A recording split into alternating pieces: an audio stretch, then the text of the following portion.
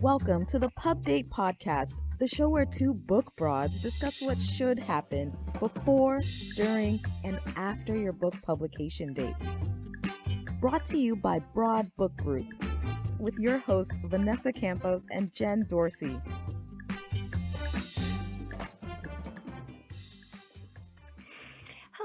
Hello, favorite people of mine out there in the universe, and right here with Jen and Paul. How are you guys doing today? Amazing. I'm doing good. Do I get to say something today here? Oh my goodness. You do. Hey, Paul. Paul speaks. But just for a second. So you guys are going to do a show that we've long longed for. You answer specific questions one at a time. I got a whole bunch of them. We've got mail all the time here now, email. We even got some old-fashioned mail, I think, here. People wanted all sorts of questions about it. That's what you're going to talk about today, right? We're going to go into the mailbag. We are. We're going to dive headfirst into the old mailbag and see what we can answer for people. People have burning publishing questions. They really do. Well, yes. And before you do that, I know that sounds silly, but I know I'm 100 years old, so I remember back when book publishing was a lot different. And it is a lot different than it was in those days. Not that long ago, you wrote a proposal, you begged some big publisher to do it, you sent it to 100 publishers, and then they would say yes, and then they would take it and do all this. They might even send you a little check along the way. None of that stuff works that way anymore, from what I can understand. No, sir. It is a brand new world. It's a whole new world with tons of options. And yeah, there's a lot. There's a lot to unpack. So no wonder people have questions. Well, let's jump right into it. I'm going to jump off the screen. Go for it. Tell us what's hot. What's the hot list? What's the hot question these days in the burning mailbag here? Stomp out the mailbag. So Jen, you and myself, I think you have had to deal with this a little bit more because, you've most recently been in traditional publishing. I've, had the opportunity of working with indie publishers or indie book authors. And so the way that we look at the whole chain relationship is a little bit different because we don't have to carry inventory, but COVID has hit hard everywhere. No one is safe, obviously, but I think for us in book publishing, we've seen anybody who prints abroad in China. I live out here in Huntington Beach, and you could see the port of Long Beach and all of the cargo ships that are just kind of waiting to come in. And what's weird about that is like I know there's a good number of books out there. So that's been like a really big topic. And I know editors are talking about, my author's book is now being pushed 2 months, 3 months, 6 months, 9 months. That supply chain is really getting hard and heavy. It really is. And I think before we dive into mail questions, that's a good thing for us to talk about very quickly, which is the supply chain, which people don't always think about. When you go into a bookstore, you see all these books and you don't really question how they got there, right? So yes, the supply chain is killing everybody in every industry, but definitely in books, because like you said, there's a paper shortage. People are understaffed at printers. Yes. Things aren't getting where they need to be on time. So a lot of books are getting pushed out. So if you want to buy your holiday books, I would get yourself to the bookstore now and get it taken care of because things are slowing down. I think a lot of fall pubs are going to get pushed to winter 2022, without a doubt.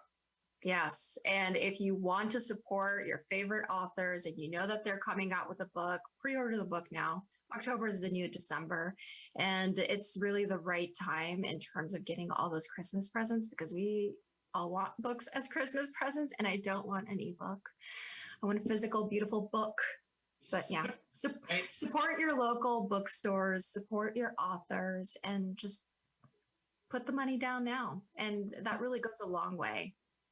It does. And I don't know that people realize this, but when they pre-order a book, that also helps the publisher make decisions about how big of a print run they're going to do and how many books they do have to send to a warehouse. So you are helping everybody by pre-ordering your book. So there is our soapbox for the day.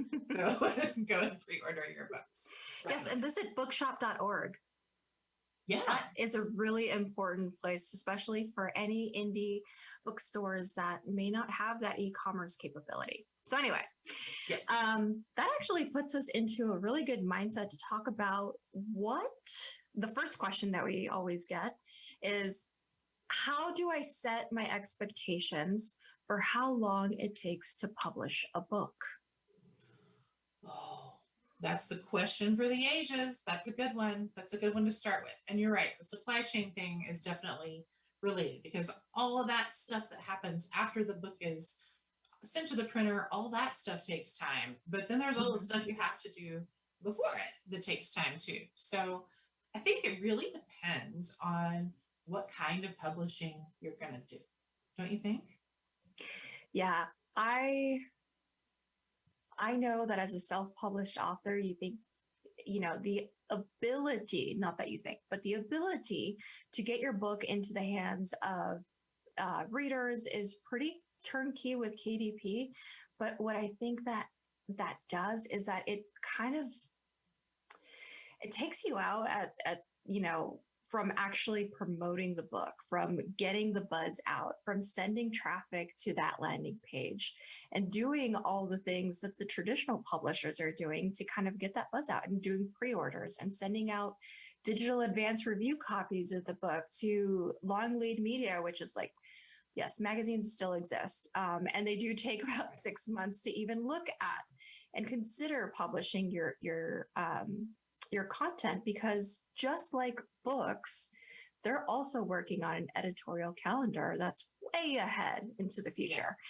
So I think that it all depends on your goals, I guess. Right. Yeah. And for people who are just joining us who have not heard us talk about KDP before, that is Amazon's Kindle Direct Publishing, right? Did I get all those Yes. right? Right. So that's like kind of just putting your book out there in ebook form or print on demand form, and whatever you send them is what it is. So there's no editorial. I mean, you have to bring it ready to rock and roll. So yeah, I think if you want to do something like that, sure, it's fast, but you miss out on all the cool stuff that you get to do and that you need to do really to promote and get your book in front of more audiences, because KDP is only on Amazon, right? So you can't sell it anywhere else. Exactly. So even if one of the big things that you and I have been talking about when we talk to people who are interested in moving away from traditional publishing is we like to bring that mindset to your indie published project or your hybrid published project, because there's no reason that you can't compete and do all the cool things that a big traditional publisher does. You should be able to do those. You should be able to pitch stores, especially your local stores. That's the way that Barnes & Noble, now that they're under Waterstones. Yes, the former head of Waterstones is now running BNN. Yes. Doing very well at it, by the way. Yes. So what he's doing is that he's shifting everything and, really taking the time to see what sells in that location's backyard. So hyper local selling is important. And that's really good for authors of any publishing model to be able to say, hey, I'm in your backyard and I wrote this book. So you can't really do that if you don't plan ahead. And I would say, on the safe side, I, as a marketing person helping you publish your book and get it to market, I would want at least 6 months before your publication date. And I can work in tandem with Jen as she's working through like the tail end of her work with you on the editorial.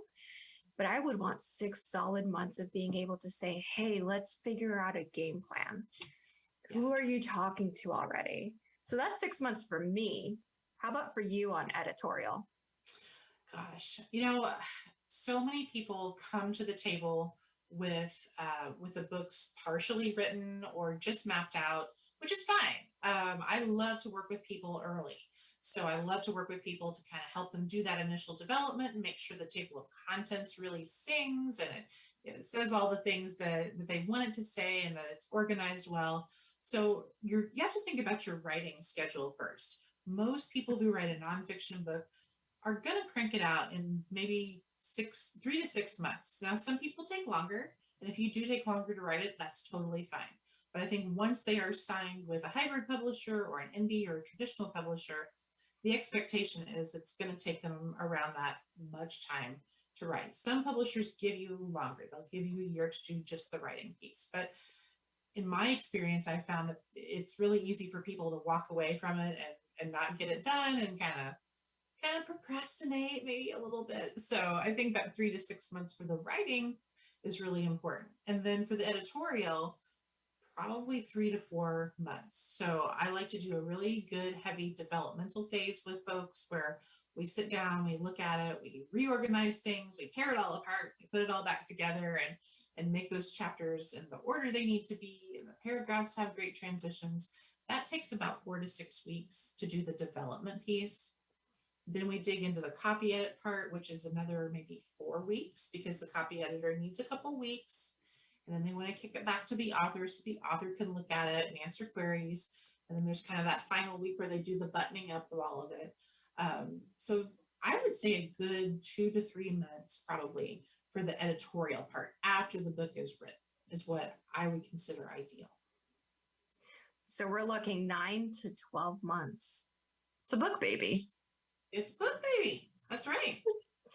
And really, it got me thinking about when you would actually reach out to somebody like Broad Book Group, somebody like another hybrid publisher, in terms of when you bring someone into that process. And you should start thinking about that way before you consider all of these things. So you need a publishing partner before you think that you need one.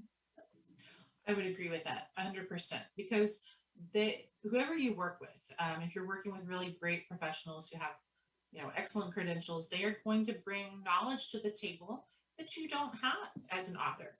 You may know your topic incredibly well, but not everybody is a book publishing person, right? So that's why you're relying on experts, expert editors, and expert marketing people to shepherd you through all of these processes because there's so many moving parts. I don't think people realize how many people touch your book by the time it shows up at Barnes and Noble, right? I mean, it's a village, it's a community effort to create this great product. And you as the author are obviously the linchpin for all of it. But then there are all of these other spokes on the wheel that help you make this one big, beautiful tire, I guess, right? That help you make this product. And so you've got to kind of keep in mind all of those voices are vital and important. The earlier, the better, I think.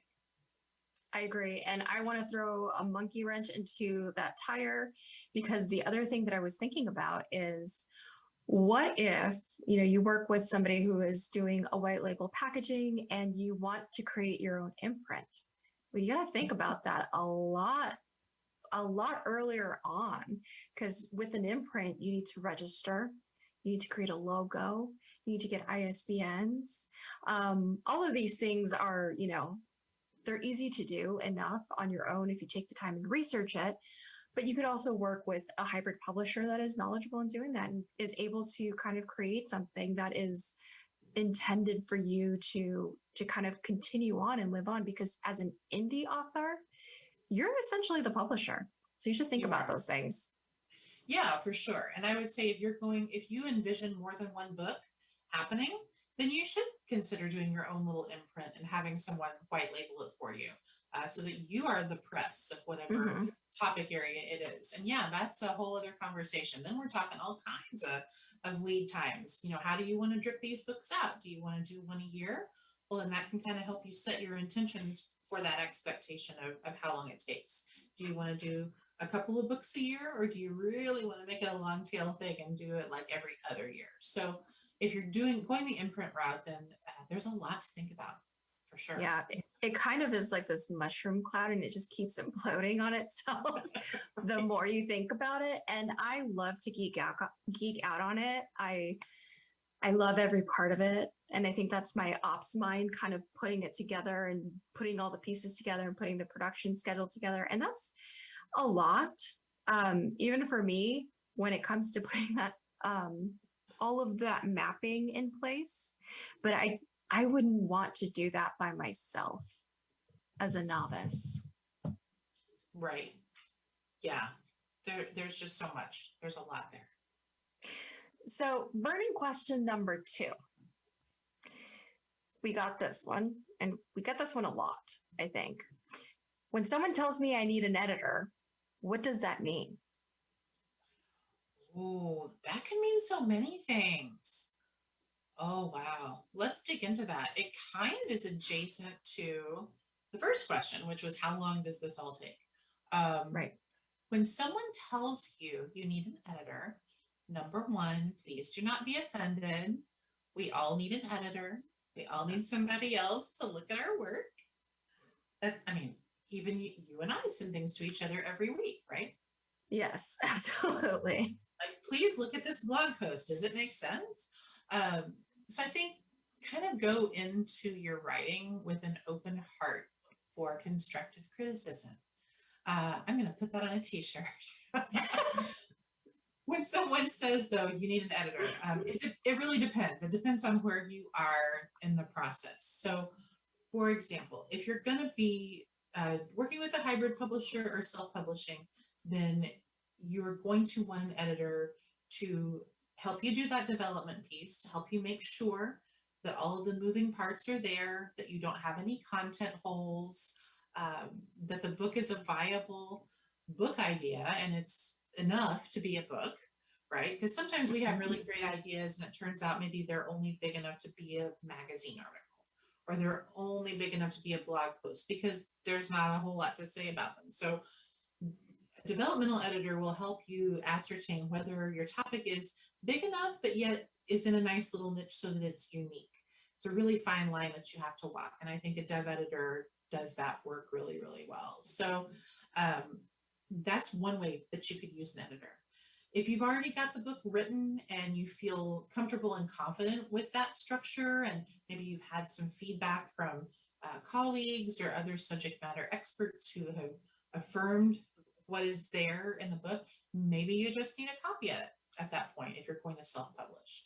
And a copy editor really narrows the funnel down even more. So they are going to look at line editing, they're going to look at paragraph level editing, making sure that sentences make sense and your word choice is right, and there's logic in how you have put sentences in paragraphs. They're really going to drill down. So that's what the copy edit is. And then finally, proofreading is really, that happens at the end. Once you've got that book into designed pages and it looks like a real book, then a proofreader is really just looking for the absolute must fix things. At that point, they are not moving big sections of the book around or flip-flopping chapters. They're just really making sure that there aren't typos. So those are really the 3 levels. And I think you need to decide where you are in the process before you make a determination on what you need. Ultimately, you need all 3 at some point in the process. It just depends on where you are and where you start. I like that you mentioned that, because I was going to say, what if you think you don't need a dev edit and then you ask for a copy edit and then it's like a screeching halt? That happens. That happens a lot. Yeah, it does. It really does. If that happens to you, I would say that's a really good sign that you need to listen. You need to listen to the copy editor who says, whoa, I think you need development help before I take this on. And again, it's really hard to not feel a little hurt because maybe you're feeling really positive about what you wrote.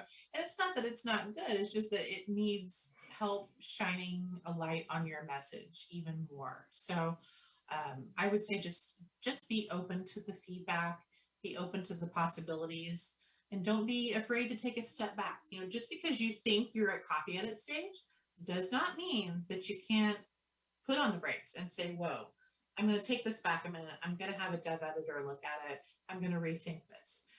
Because if you're doing hybrid publishing or if you're doing self-publishing, it's your show when it comes to the timeline, really.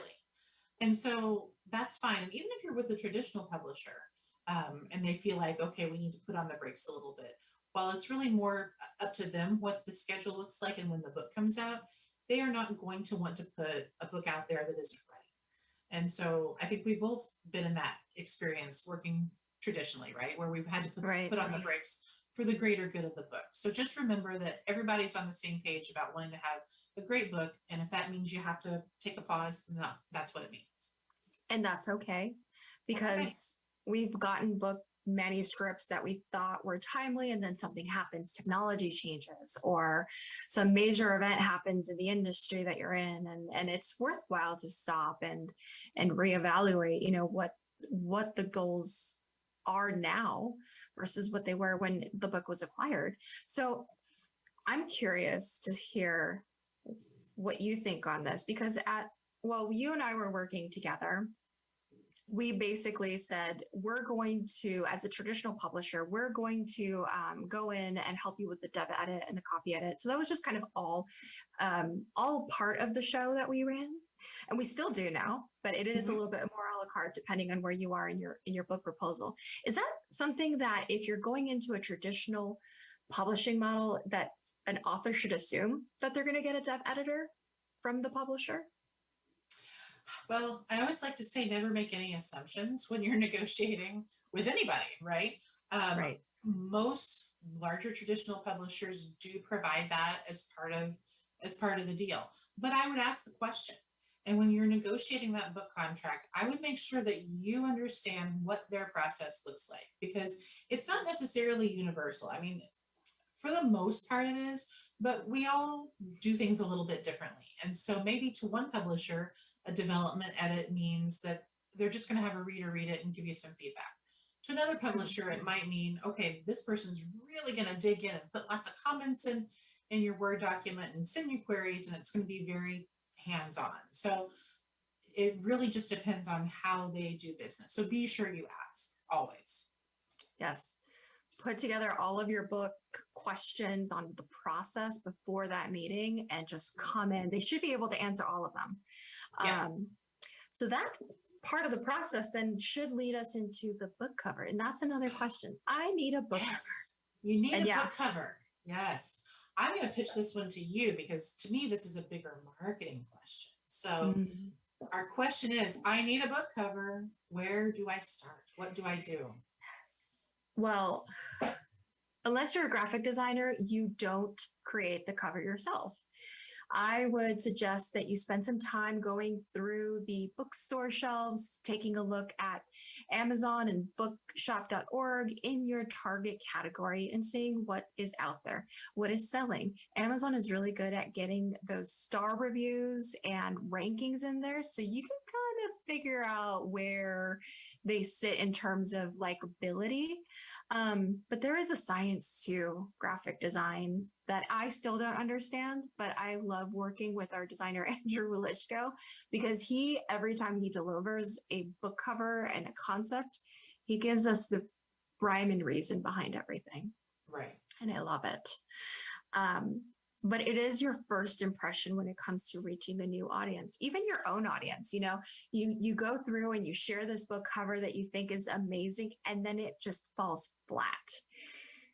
And that's the worst, because that means that nobody is going to click on it, buy it, read it. And even if your book has really great content, that's the entry point. And if it's just garbage, then it's going to be assumed that your book is garbage, even if it isn't.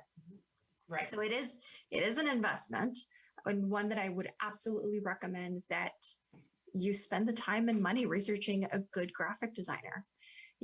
Pick up the books that you like and then look inside the jacket. Who designed it? Are they freelance, or are they working for that imprint? Most of them are freelance. Super secret.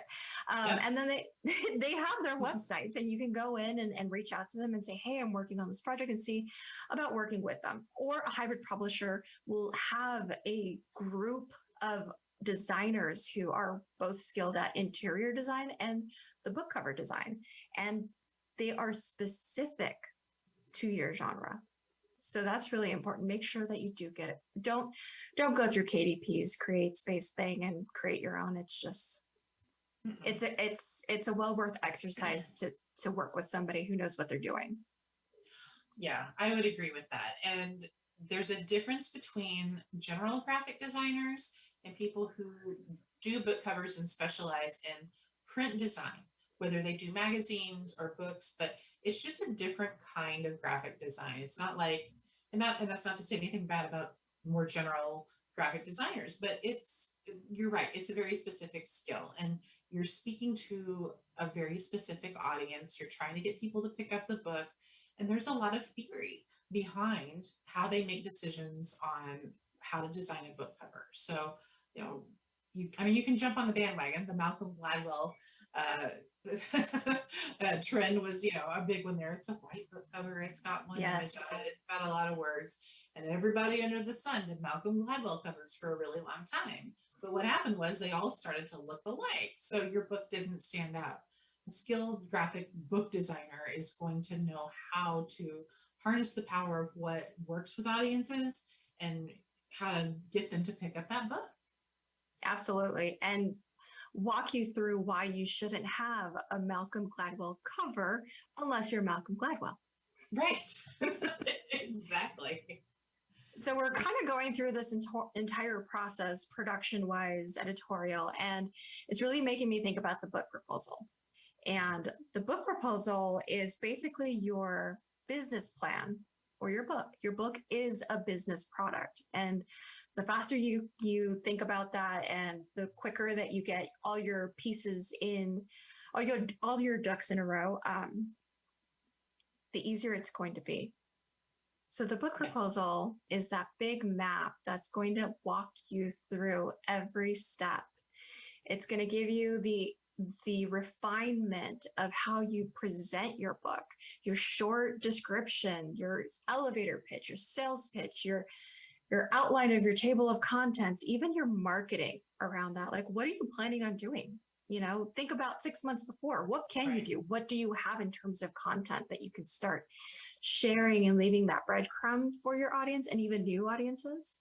So I think having a book proposal is really important, regardless of whether or not you are going into a traditional publishing house, a hybrid publishing house, or self-publishing. What do you think, Jen? I agree. And this is a question that we get all the time from people. Why do I need a book proposal? If I'm just going to self-publish, what's the point? And it's just like, insert the words, why would I have a business proposal for my business? And that kind of answers the question for you, right? You wouldn't start a business without writing a business proposal of some kind, without mapping things out and coming up with a media strategy and a marketing plan and finances. And the book is your business. So why wouldn't you give it the same love that you would give any other business endeavor? And so I think even if you are never going to shop it to a traditional house, this at least helps you wrap your brain around what's unique and different about your book, who your competition is, because doing competitive analysis is a big part of writing a book proposal. Coming up with a way to talk about your book that's succinct and that's timely and that really helps sell it and helps sell the concept and helps differentiate it from the other books that are similar in the market. And it really does make you stop and take a look at your platform and think, okay, what can I bring to the table? How can I sell this book? Whether I'm going to go out there and do it on my own or whether I'm going to be working with a traditional or hybrid publishing partner. So to me, all of that is just really useful to do. It's almost like a self-assessment to make sure that you, in fact, are ready to take this journey, because it is a journey. And if you just rely on word of mouth to sell your book, you are not going to get very far. You have got to be the driver of that marketing.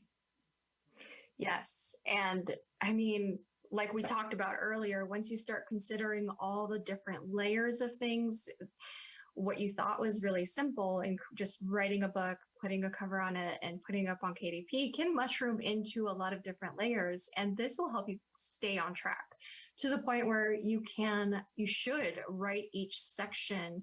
And maybe at the end of each section, this is something we like to do in business books and nonfiction books. At the end of each section, have a checklist for yourself, like, okay, I wrote this, who is my competition? What sets my book apart? And all of those things are going to help you think about who you're talking to in terms of your target audience and who you're selling it to, because maybe your book isn't intended for a wider audience and maybe you want to talk to the American Marketing Association. really get targeted in, and maybe there's a publishing opportunity there. So it really forces you to sit down and think about the book and where it's going to live within your own organization, and where you think it can live with somebody else's organization. So I think it's really, really valuable. One quick question for the book broads here as we wrap up. What is KDP? Somebody tweeted. Or KBP. You keep saying KB. Is Kindle Direct Publishing. Okay. Which was CreateSpace, which is Amazon's direct-to-consumer publishing channel. Everybody tweeted in. She keep dropping these acronyms and nobody knew what it meant here. Everyone needs to stop me. But yes, KDP is CreateSpace, essentially what it used to be. And it's that self-publishing model that Amazon rolled out because they wanted to make it easier for everybody to be able to bring out a book into the market. Sounds like a future show. We got to wrap up here. What's your final takeaways? All right. That's a good question. What are they? Get a good book designer. Make sure you understand how long it takes to publish a book and what your goals are, and write your book proposal. Yes. Write it. In fact, Jen created a really great course on how to write a winning book proposal. And it walks you through all of the different processes, all of the different steps, better yet, all of the different parts that are important and vital to you thinking about the publishing model as a traditional publisher, even if you are publishing. If you visit our website, you can go into BBG Publishing School and check out all of our courses, but this one is writing the winning book proposal. And if you're listening to this podcast, you can go in and enter in code BBG25 for a discount. Perfect. Okay, that wraps us up. Take us out. All right. Thank you so much to our wonderful producer, Paul Roberts, who joined us today and popped in. And thank you to our executive producer, Emily Carpenter-Pulskamp of Little Red Communications. And we will see you next time. Have a great weekend. We hope that you gained some valuable insights into the world of book publishing. Head over to broadbookgroup.com to learn more about us and all our services. And be sure to check out all our social media at Broad Book Group. Until then, keep publishing.